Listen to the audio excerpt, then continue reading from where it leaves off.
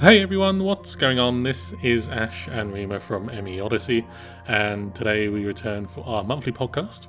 And today we're going to be talking about No Man's Sky. We're going to be talking about a piece of concept art which I haven't seen. I don't think you've seen it before either.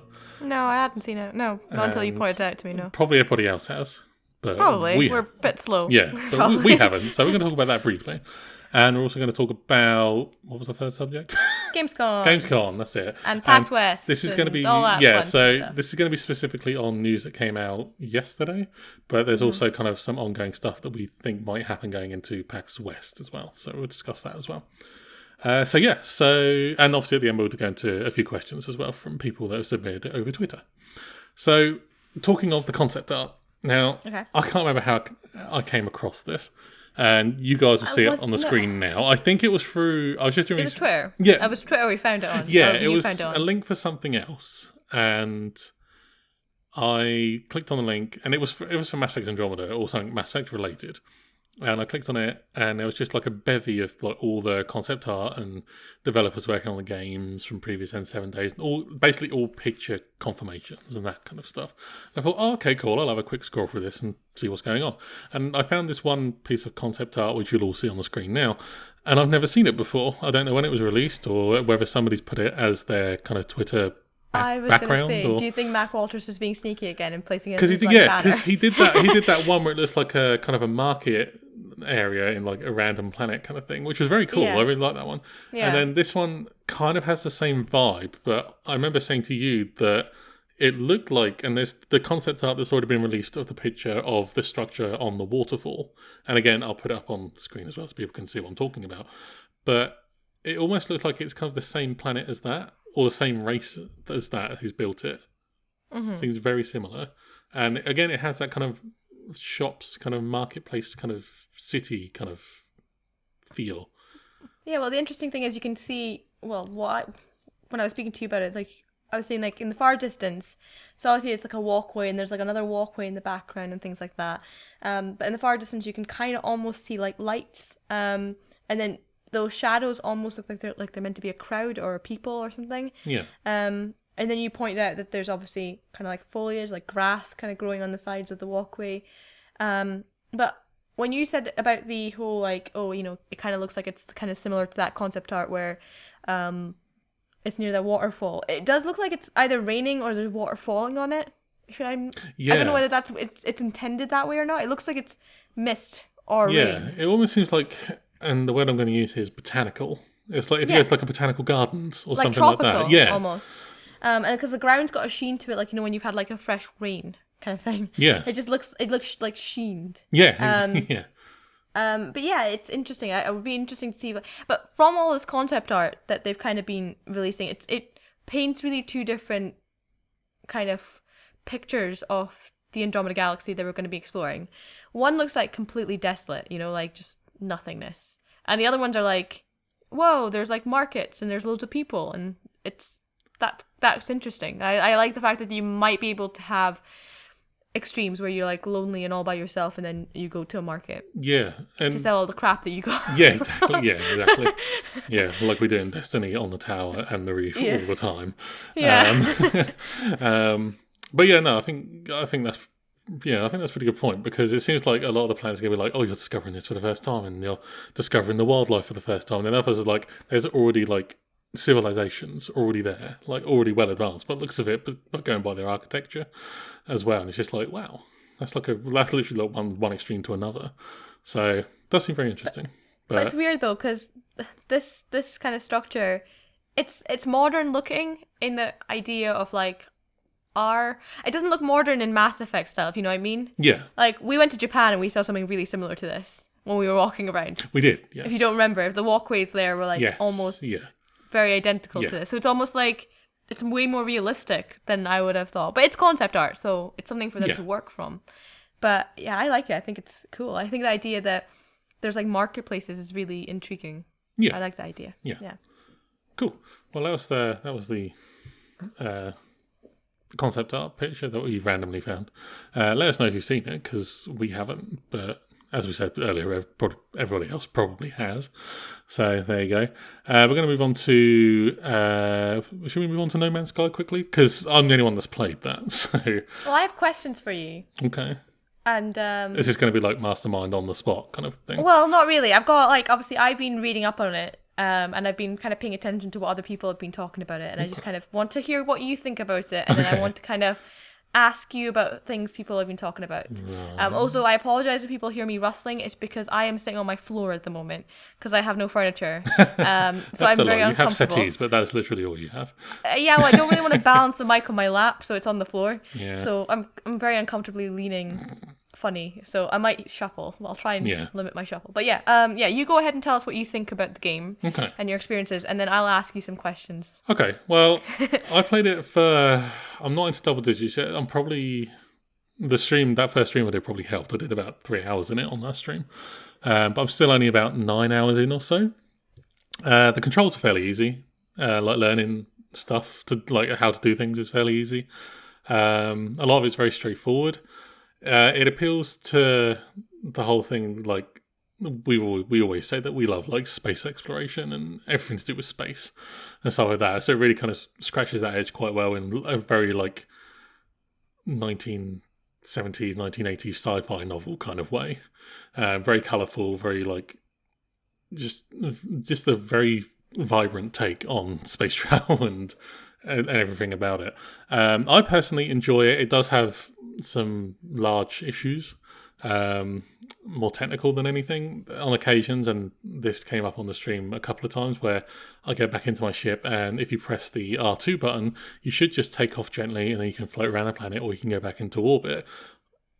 At least once a playthrough, every time I play it, I shoot back up into the space within like a second. Like you literally just go and just go straight up back into space without any warning whatsoever.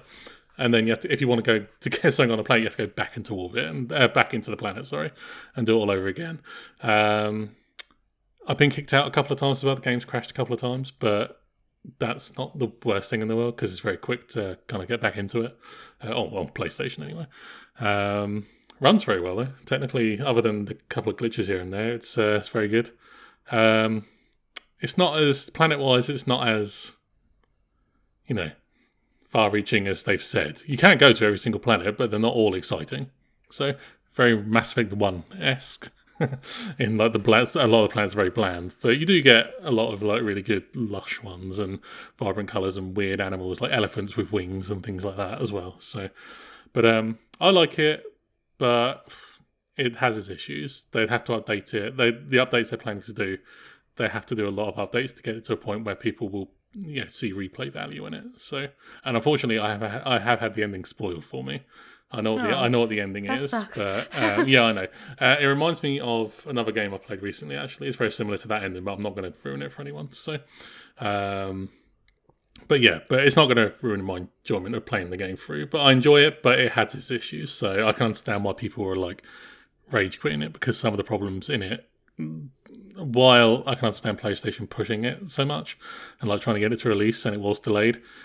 If it's not ready to launch properly, then just delay it. So, but that's been an issue with quite a few games coming out now, that they're being pushed way before they're ready to release, and then they come out and they're either broken or they're somewhat missing something clearly, and they go out and then I don't know whether that's the market's fault for demanding stuff quicker or demanding things specifically because the hype gets kind of built up, or whether that's the publisher's fault for pushing it for obviously sales. It's kind of a mix of both, isn't it? I think it's a mix of both. I think the fans hyped it up a lot when it initially got teased at E3 a couple of years ago, and as it's kind of gone further and further on, they've spoken about it, and the whole thing everyone's focusing on is the whole, and I say this in air quotes that nobody can see, multiplayer, where you're supposed to be able to at least see other people and see what they look like, and you can't.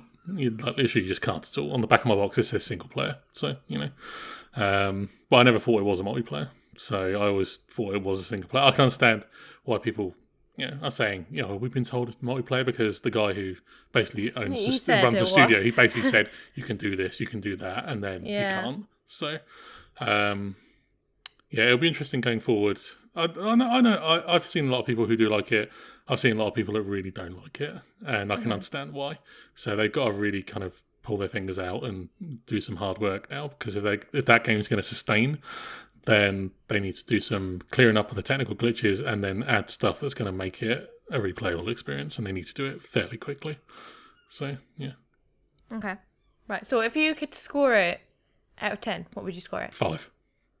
5. Enjoyable, but it's middle of the ground. Yeah, I'd say I am kind of 50-50 on it, mainly because it is enjoyable. It's very relaxing. I play it a lot late at night if I can't get to sleep or anything, because playing it for like an hour or so. The soundtrack's excellent and it's really good, and like when you get a good run and like no glitches and everything like that, it's very relaxing, and it's just a nice thing to kind of relax every part of you. It's just like, yes, I'm going to play No Man's Sky now. I'm going to meditate now. So yeah, but the technical issues with it kind of draw it back quite a lot. So yeah. I'll give it a solid 5. If they improve it in the future, there'd be room for improvement, but I'm very much in the middle, so I'll give it a 5 out of 10. So cool. Well, because I think you covered up one of the main issues people have been talking about is the fact that it was very vaguely marketed, and it was marketed to have the idea that, I think he said that it would be basically impossible for anyone to meet, but if you did somehow manage to meet, you'd be able to either see the person, at least, I think was the claim, right? Or at least be able to see them in their suits or yes, whatever. But I think the idea is that all you can really do is if you can stumble upon other people's planets, is that right? I'm not... Yeah, no, well, 2 people, one person who was streaming it discovered a planet which had been discovered by another player before. So this guy messaged the guy who discovered the planet and said, hey, come back, let's meet up on this planet you discovered earlier on. So this guy travels across 4 star systems to come back and meet him, and they're at the same building and on the same planet, and it's definitely the same area and definitely the same building, and you can't see them. Right. And you definitely can't see them. And a lot of people saying, it's 2 different instances, they're 2 different servers, and it's like, if it's a shared server, then they should be able to see each other. Yeah. So I guess next, the other question is, now I know you, through circumstances, didn't pay for the game because you got it. I did not. No, I got it. You got it with your PlayStation. I got it free with the offer of the PlayStation. So yes. But it does come with basically a AAA title. Yeah, it's price got. Tag. It can't. Yeah. Would you justify the game getting that price? It's meant to be. It's an indie game. It's basically an indie game, but. Yes. Do you think it should have that price tag on it? Not because at all. that's No. I think that's why people are getting so upset. I think they're being not at all. No, it should not have been. Obviously, $60 is like an average Xbox One or PS4 game in the US. Yeah. Over here, it's roughly like $49.99. Yeah, it's normally like £50 to £55. If you're lucky and go to certain retailers, you can get it for about the same price as an Xbox 360 game when they were first new and coming out, which is about £40. But that's very few retailers, and I don't see how they can justify at the moment how it's a $60 or a £50 game release. It staggered me a lot. And like you said, through circumstance, I happened to get mine through an offer from the retailer I bought mine from. I got the console, and the woman who, and I said this to you, and I was like, the woman clearly had no idea about gaming at all. And I was just buying all this like PlayStation 4 stuff. And she went, we got an offer on today as well. I wonder if you'd be interested. And I'm just like, it's, like, here, get an Argos card or something like that. And it's like, I've already got one. And I'm trying to get rid of it. Thank you. And she was like, no, you get a game free with the console. And I was like, okay, good. That'd be good to start my collection. What's the game? And she went, it's called No Man's Sky. And my eyes just kind of like bulged. So I was just like, yes, please, I'd like that, yes. So, and then I was quite happy with that. And then I went to see a mate of mine who works just down the road in like a independent game retailer shop. I bought a couple of other games as well, and I had a chat with him about it. And came home, set it up, and installed the game. Had a go on it for an hour or so. But I just don't see at the moment how it can be anywhere close to a $60 or a £50 price tag. It should have been at most £25. Mm-hmm. And most indie games. Now, I bought, and this is in comparison, I bought a bunch of games today for PS4. Most of them would be considered indie games or short games. And recently I played Abzu and Journey. I would consider them indie games, and they're 2 of the most beautiful games I've ever played. They only last an hour and a half long. And I said in the stream when I played them, it's not necessarily about how long the game is, it's about how the game plays and what effect it has on you as the player. And those are 2 of the best games I've ever played in my life. Artistically, they're amazing, but they just tell their own little story, and they're only an hour and a half long. And I bought Firewatch. I bought I think it's called Let's All Go to the Rapture. I don't think it's something to do with that. The other one was... I know about Let's Go. I know about that one. Yeah. I've seen a few streams about that. Yeah, I've seen it before, and I've always been interested in it, because that's very much a story game rather than, like, you don't have to do anything other than just walk around and stuff. And there's... I got Adrift, which is the space kind of survival, which is basically like the film Gravity in space on the PS4. So, because I've always been interested in that one. So I've got that one as well. That one seems like a short one as well, because it's only like 1.9 gig. And then, I can't remember the fourth one. Oh, Bound was the other one, which has just come out yesterday, which someone asked if I could play on stream. And I said, yes, I could, because I have heard about the game. I haven't seen anything until the trailer she linked us. That was... I want to say Stefana Simeon. I don't want to get her name wrong. I'm sorry if I got the name wrong. Yeah, it was Stefana, I think it was. Yes. So thanks to her, I'll be playing that on stream very soon. But all these games are like £15. So I bought 4, so that came to about £50-ish. Came to less than the price of that. Yeah, so 4 like shorter games. Firewatch is a longer game. That's about 6-7 gig. But even then, it only costs £15. So I think I paid just over £50 for the 4 games. And all of those came in less than what people in the US and equal to what we would have to pay for No Man's Sky right now. And I bet you any money I'll get more enjoyment out of those 4 games than I do No Man's Sky. I'm not trying to badmouth No Man's Sky, but I just think I will. Because I prefer story games. So I don't know. I've obviously not played it, so my opinion's kind of invalidated because I've not played it. I can't properly comment on it, but from what I've seen, I think they tried to be ambitious because the whole like procedurally generated planets and everything's unique and it's expansive and all that stuff, and that's cool. And I agree with you. It's kind of interesting, the idea that you can explore this space simulation kind of thing, and that's cool. I really find that interesting. But it's basically space Minecraft, and I just think that's. I probably would find more enjoyment playing Minecraft because you can play with people. I'm not a hugely multiplayer person, but I think that if you're going to say that you can, if there's a chance, because people are going to try, and if there's a chance that you have the ability to meet up with players, people are going to try it, and it's just disappointing that they can't. It's just a shame that they didn't properly state that. But again, I think hype kind of overrode most of the logic. Yeah, for that game. So, I think I'll be honest, just to sum it up. I think honestly, a lot of people are going to be disappointed. Yeah, like when they play it.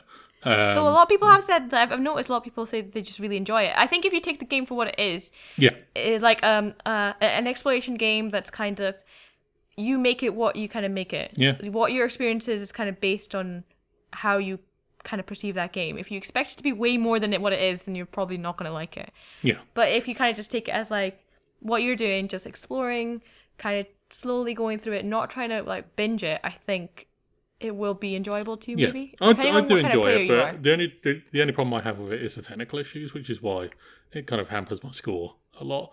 But other than that, I enjoy it. I enjoy playing it, and it's very relaxing. So cool. Yeah. Let's go on to Gamescom and PAX West. I want to keep calling it PAX Prime. And I know. I said that in the news video. Right at the tip of my tongue. Like in the news video I did yesterday, it's just like, PAX Prime? No, PAX West. I had to re-record the whole thing again. So, so this, for Gamescom specifically, news came out yesterday. Obviously, this won't go up until the following Tuesday, so it'll be about a week since it broke, as you're listening to this now.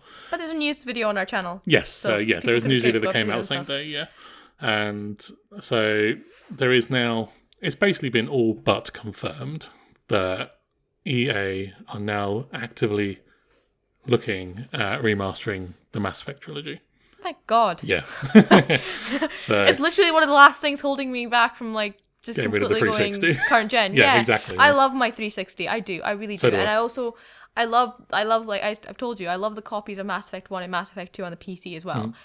But I'd really like to just play them on my current gen and I'd love to see the graphics kind of being upgraded and everything. But yeah, they've not confirmed that it's going to definitely happen, but they're definitely looking into it. That's the step up. I think it's going to go down the same route as probably the BioShock collection, where it was the worst kept secret in gaming for like 4, 5, maybe 6 months. And then a trailer just shot one day and it's like, oh yeah, by the way, the Bioshock collection is coming out and it's coming out in like 2 months. And it's like, oh, okay. And I think it's just not 2K or Irrational that's doing it, because Irrational obviously closed down and 2K is like doing other stuff now. It's another outside studio that's doing the remaster, but they released today a visual comparison of the Bioshock remasters. Looks very good. Well, so I'm now looking forward to that it. brings up the issue, because obviously there's a debate whether it's going to come out before Mass Effect Andromeda or whether it's going to come out after Mass Effect Andromeda. Yes. I think it's important to define whether it comes out before Mass Effect Andromeda or not. It depends on who's going to be doing the remaster. I don't think BioWare is probably going to do it. I think it's going to get outsourced. Yeah, a lot of remasters these days go out to separate outside companies that are basically brought in by, like, say, BioWare, for example. And it wouldn't surprise me if this happened again. So BioWare can still concentrate on Mass Effect Andromeda and the Next Dragon Age and their new IP and everything like that. But at the same time, they can still have Star Wars, yes.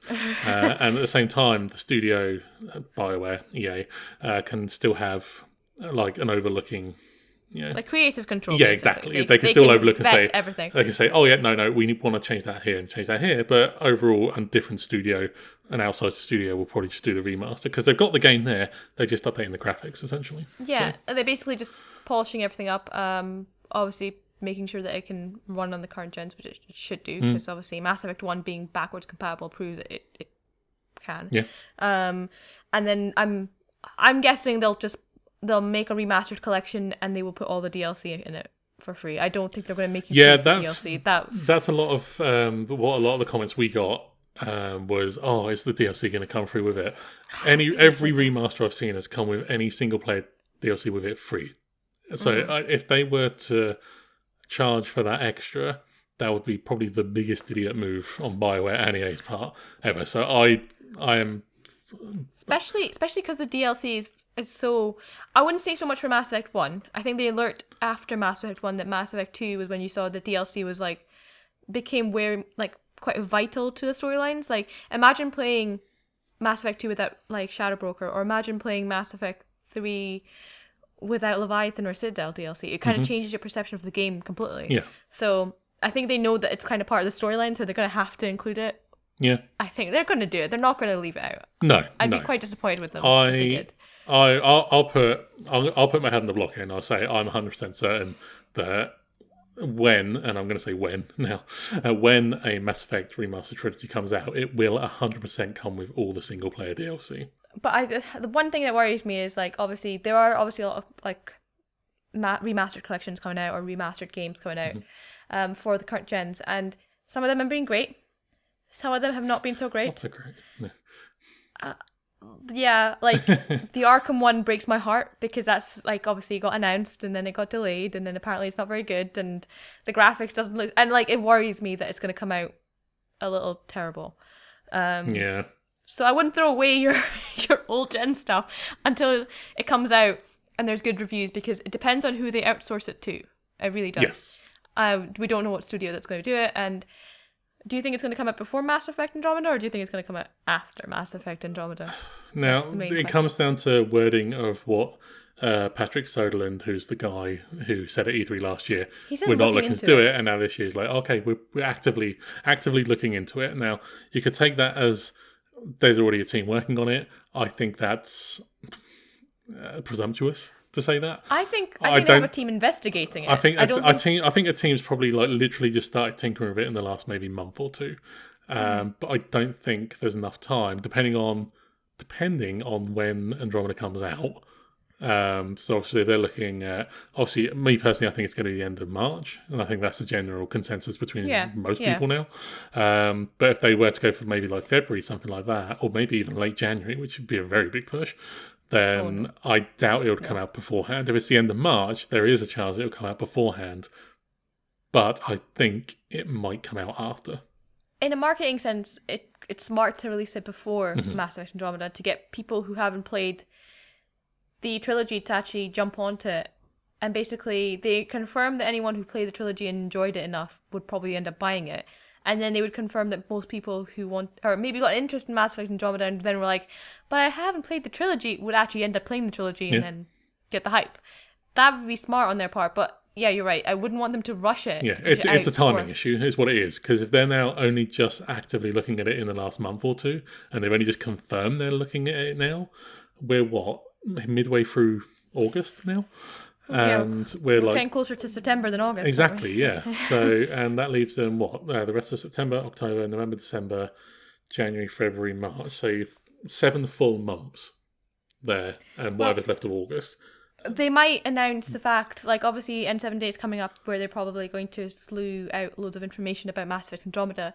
They might put about saying like, oh well, Remastered is definitely coming now at that point, as a little like nod kind of thing, a little treat on N7 Day. But they might just say, oh, it's definitely confirmed. I don't know whether they'll give us a date. I don't think they will. Or they're lying to us completely. They've already been working on it for like 6 months. And it's already going, and they'll release it on N7 Day. And then they'll announce it, and they'll announce and release it on N7 Day, yeah. So, keep an eye out for N7 Day. We're going to keep an eye. So, we better... We should, yes, because, PAX, and then we can go on to questions, because we've got a couple of questions. Yes. So in terms of PAX, now, again, this is something I kind of tapped on in the news video that came out yesterday or a week ago if you're listening to this now. And I mentioned it to you that in PAX Prime, now called PAX West, in 2013 was the first time that BioWare debuted any Dragon Age Inquisition gameplay. And PAX Prime, now PAX West, is next month. Mm-hmm. And in the little bit at the end of this Patrick Soderlund interview from Gamescom, I can say words. Gamescom.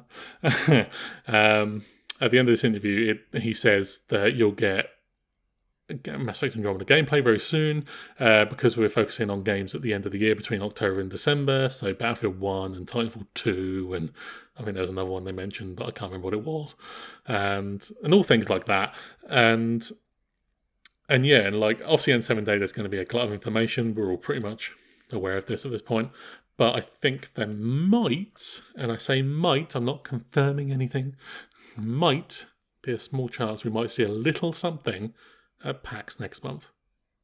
Possibly. It's a good chance because they obviously have a tradition of doing it. Yes. But the one downside of them doing it is obviously Dragon Age doesn't have a day dedicated to talk about Dragon Age. That's true. Coming up very closely after it, whereas Mass Effect does, so they might just hold on till N7 Day because it's basically been dedicated and they know that everyone's going to be looking at that date to release. Yeah. Depends on whether they want to stagger their release kind of like little breadcrumbs as they go. That's only depends on what they're planning to do. It's at this point it really they've got all the cards because they know how much people are waiting and people are really waiting for gameplay now because they saw the trailers and they're like, oh, you showed us a little bit, but that's not enough. Yeah, we're talking like tiny amounts. So people are really looking for story and gameplay. That's the two things I think people really want.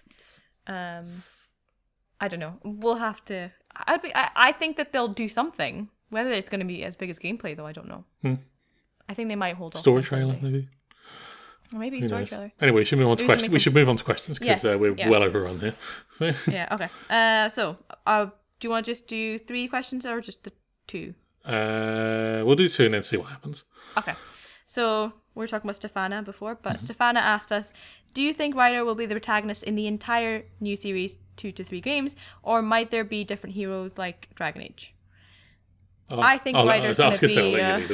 I think Ryder's going to be the protagonist for the arc because Mac Walters was kind of saying that you're going to catch Ryder as part of the start of the arc, where you saw Shepard in Mass Effect 1 as somewhere in the middle, where Shepard was already an established kind of legend, and then Shepard goes on the journey of being a legend that kind of becomes a bigger legend. Whereas Ryder, you're going to kind of pinpoint Ryder at the start of the journey, and it kind of the way he said it was kind of like start of the journey, so it kind of makes it seem like there's going to be an arc of a storyline where they're going to develop. So I'm pretty much of the same ilk. I think that a lot of the press leading up to the point where we are now and knowing the information we now know basically says that this person is going to be not already a hero.